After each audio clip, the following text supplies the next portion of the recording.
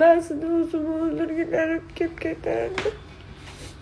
Kichkina edim, 16 yosh edim, o'zimni o'ldirgim kelardi. Lekin men ketetaman 7-sinfimdan beri namoz o'qiganim uchun, Alloh taniganim uchun odam o'zini o'zi o'ldirish bu jahannamga ketadi deydi-da. Alloh joningni olmaguncha o'zing joningni olishing mumkin emas. Lekin jonimni o'chib ketardi.